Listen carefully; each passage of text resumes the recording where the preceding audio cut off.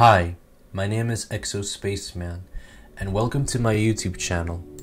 In my YouTube channel, my channel is going to be heavily focused on Kerbal Space Program and other space videos, space things related, like planets, stars, whatever you call it, that's related to space.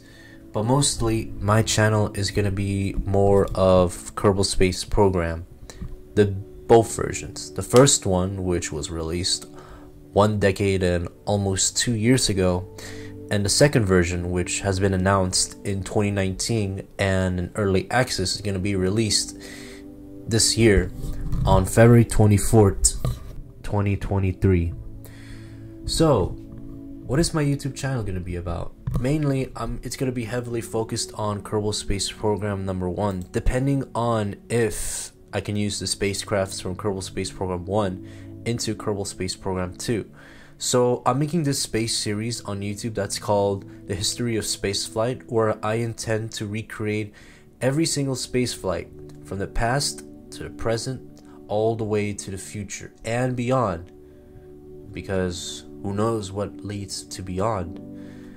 This is probably going to be my toughest and roughest series that I'm ever gonna do, because I've seen people make these kinds of similar series, including Gameplay Review UK, or I just call him as Adam, and basically, in my opinion, he's my main inspiration for making this series. However, the one thing that I've noticed from previous History of Spaceflight series is that while they did actually accurately recreate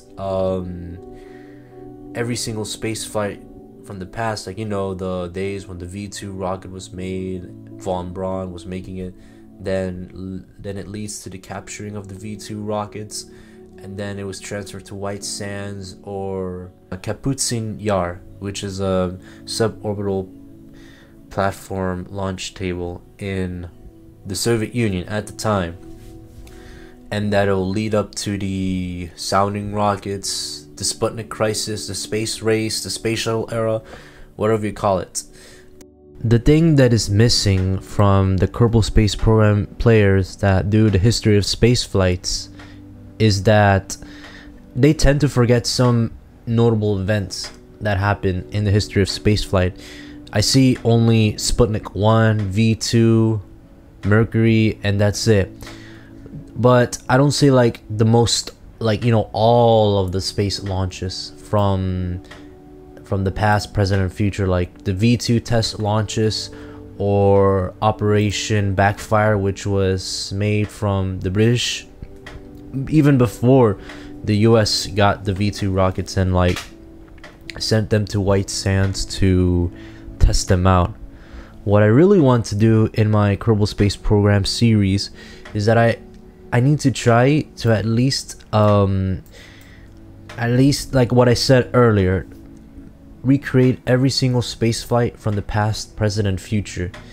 It's really hard to do it because I have to, like, since I have college and I have other jobs to do, it tends to make me, you know, get distracted a lot and not concentrate on my projects that I do, like the History of Spaceflight series and Kerbal Space Program, and besides with Kerbal Space Program 2 coming out. But as hard as it is, I will try my best to recreate every single space launch, and I use Wikipedia. What I do is that I go into Wikipedia and I search for 1957 or 1977 in timeline or timeline of spaceflight. And here you can see that there's this diagram where it shows you the complete list of every single spaceflight rocket launch from like 1951, even spaceflight before 1951, which is how I started with the I started out with Gotthard, then the V2 rockets, then like not all of them are going to be included in my YouTube channel, or I mean in my space series, because it'll be boring for the people who watch my series. I will the only thing that will be different is that I'll add new rockets, like you can see here, Nike ASP, Polaris, even the R7 Samorica. The next thing is for my spaceflight series is that majority of them are gonna be used from different the spacecrafts that I'm gonna use in my spaceflight series are not gonna be made from me. Majority of them are gonna be made from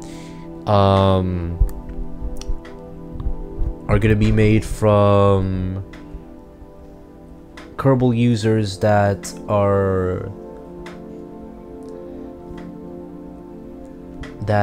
make detailed rockets, that are experts in making very good spacecrafts and rockets, like the Saturn V or the N1 rocket. However, if in case I don't see a user that made this spacecraft, like the ICE spacecraft or any other spacecraft that has been launched before previously, I'll do it my own. I'll try to do my best into making it my own, and yeah, I'll try to make it. I'll do my best. I'm sorry for my bad English because I don't speak so much in my YouTube channel, so this is the first time I'm trying to speak while I'm doing videos. But still, yeah, most of the spacecrafts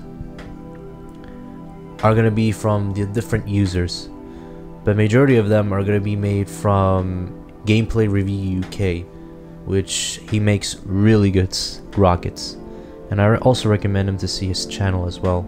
Although he hasn't been quite active these days, maybe he's preparing for a Kerbal Space Program too.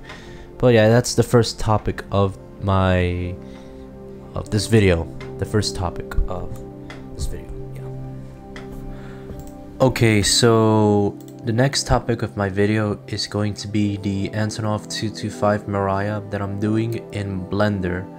So I started to work on this project since last week, and I only did the shapes of the Mirai plane because what I'm planning to do is that when I'm finished with this model that you see right here, I'm gonna turn it into a mod for the upcoming game Kerbal Space Program 2, because you know, I never made a mod before in any other game as Kerbal Space Program, but I would love to try it out.